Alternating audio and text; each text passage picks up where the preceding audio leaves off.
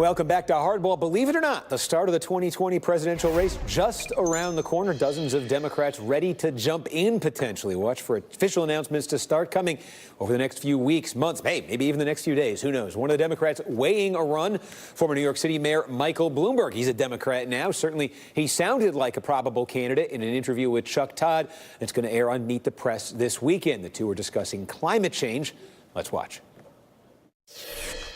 Look, Chuck, the presidency is not an entry-level job, okay? Right. We have some real problems. If you don't come in with some real concrete answers, I think the public is tired of listening to the same platitudes that they get. We're in favor of God, mother, and apple pie, and trust me, I'll have a plan when I get there. No, you have to have a plan. Now, if Bloomberg decides to run, CNBC is reporting that he is prepared to spend at least $100 million of his own money. While fundraising may not be an issue for him, voters are not yet signaling excitement for a Bloomberg candidacy. This new Suffolk University USA Today poll we talked about yesterday. Look at this, Bloomberg underwater with Democratic and independent voters on the subject of a potential candidacy. More saying they don't think he should run than saying they're excited about the idea of a Bloomberg bid for president. For more, I'm joined by tonight's Hardball Roundtable, Philip Bump, political reporter for the Washington Post, Aisha Moody Mills, Democratic strategist, Evan Siegfried, Republican strategist. Aisha, I'll start with you. Climate change, gun control, mayors against gun violence. That was one of his innovations as mayor. Two issues that I think matter a lot to the Democratic base. Obviously, he tried to run on that. That question that was asked in that poll, do you not want him to run, or are you excited about the idea of a Bloomberg candidacy? Here's the thing. He is still a centrist billionaire, completely out of touch with the Democratic base as it is today. This sounds like I don't want him to run. I mean, look, my wife worked for the Bloomberg administration when he was mayor of New York. Have a lot of respect for him and some of the things that he did. But let's not forget that he also is the guy who stood firmly behind stop and frisk that incarcerated so many Black and Latino people here, and continues to kind of champion that to some degree, actually. He has always loved the banks. He's always stood up for deregulation, completely out of touch with the populist tone that we're seeing on the progressive side of the party. I don't think that he connects with the base, and I don't think he has far to go. Philip, we say $100 million. That's about what he spent running for mayor of New York. 8 million people in New York, a couple $100 million nationally. But let's say it's just a limitless war chest if he runs. How far does that get you these days? It's a great question. I mean, the last guy who raised $100 million to run for president was a guy named Jeb Bush, who did not do very well, if people remember that. The Democratic Party had a very successful 2018 midterm season, in part with candidates who focused solely on small donors contributing to their campaigns. And I think that proved effective in a lot of ways. I think that every single point that was just made is absolutely dead on the money. This is not the Democratic Party of 15 years ago. This is not the Democratic Party of Bill Clinton and moving to the center and so on and so forth. Democrats on the whole have grown more liberal over time. Michael Bloomberg, there's a sense, I think, among Republicans in particular, that because Donald Trump is so far to the right and so conservative, that there must be space in the middle within the Democratic Party because it is the opposite pole to the Republicans. But that definitely misses the change within the Democratic Party itself. I think this is a massive waste of $100 million. Look, I've been wrong. I was wrong in 2016. I don't see how investing $1 trillion in this race does Michael Bloomberg much. Well, Evan, it's interesting. You've seen him here in New York, and you've seen him as a Republican in New York, an independent, now a Democrat way back to begin with, too. The one constant there, he's looked at running for president a bunch of times, 2008, 2012, 2016. Here we go again. He's 78 years old, I think now.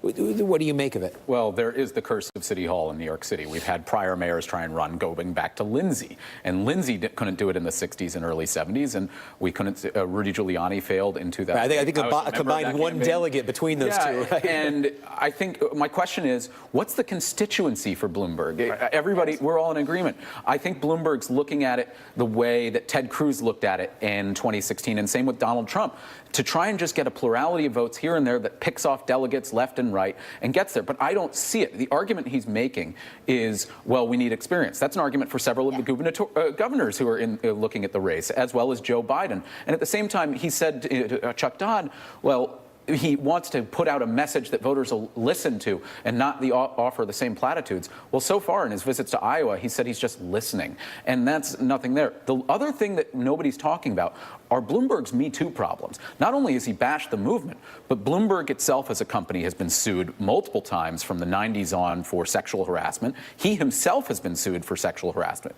The Atlantic did an expose on it in September where it said, quote, Bloomberg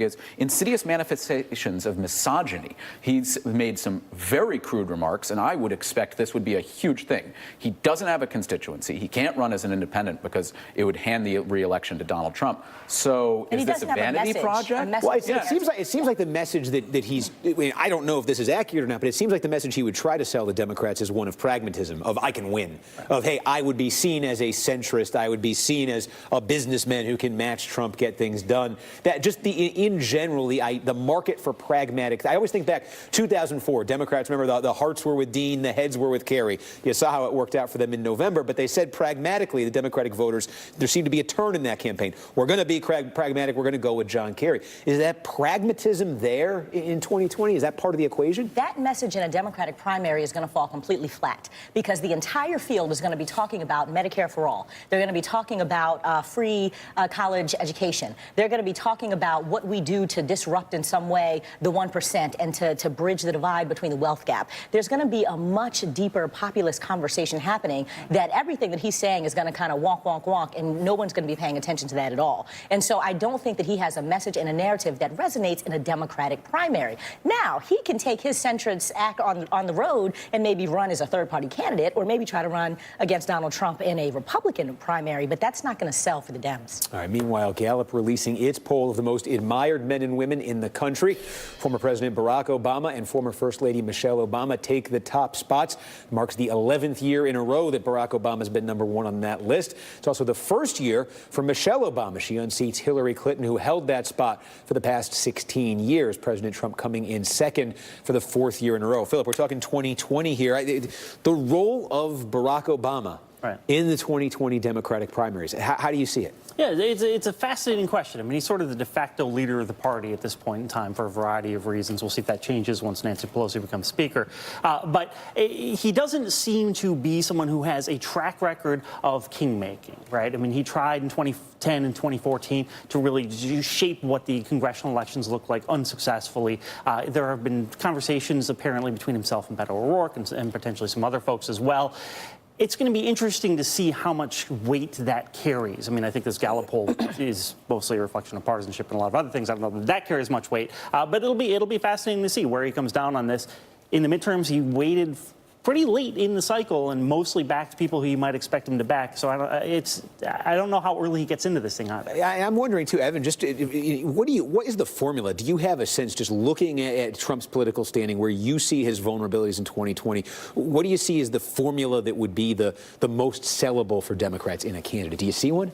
No drama and solutions. That's basically the slogan you want to have. Government isn't functioning properly. You have the wheels going off the rails going right now with the way government is working. And also, every morning we wake up to a tweet storm, and a lot of people are tuning it out. But then we also saw in 2018, a lot of voters say, you know, I'm tired of this. This is just too much. I get my kids ready for school, et cetera.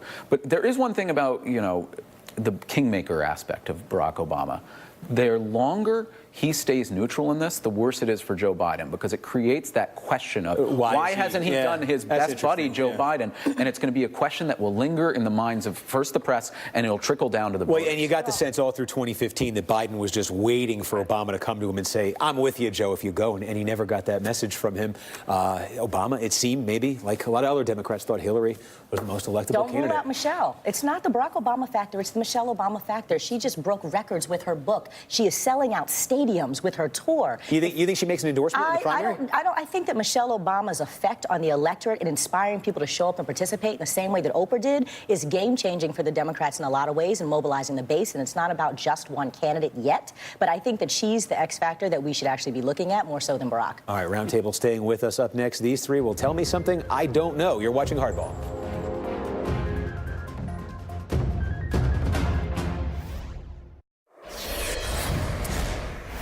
And we're back with the Hardball Roundtable. Philip, tell me something I don't know. So it's sort of a fascinating subtext of this whole debate over government funding and the border wall. Donald Trump wants $5 billion for the border wall. Overall, it's estimated it'll cost $18 billion. So far this year, because of the tax cuts passed 1 year ago, corporate taxes are down $92 billion from what they were in 2017. You take, 1/5 of that, and you could have paid for the entire border wall if you wanted to, but that's not the priority that was made. All right, Aisha. Okay, so if you're walking along Capitol Hill when this new Congress comes in and you run into a white man who's a member, it's likely 2 to 1 that he's going to be Republican. If you run into a woman of color who's also a member of Congress, 20 to 1 likely that she's a Democrat. I think that says a lot about who the base of the Democratic Party is and what 2020's conversation is going to look like. Okay, and Evan. The Rick Santorum of 2020, Bernie Sanders, has been having many of his associates go out and attack Beto O'Rourke because they see him as the biggest threat to him in the progressive wing of the party. They're calling him an uber conservative and voting with Trump 70+% of the time. Okay. Well, that Bernie Beto stuff, boy, on Twitter, that's always fun to watch. All right, Philip Bump, Aisha Moody Mills, Evan Siegfried.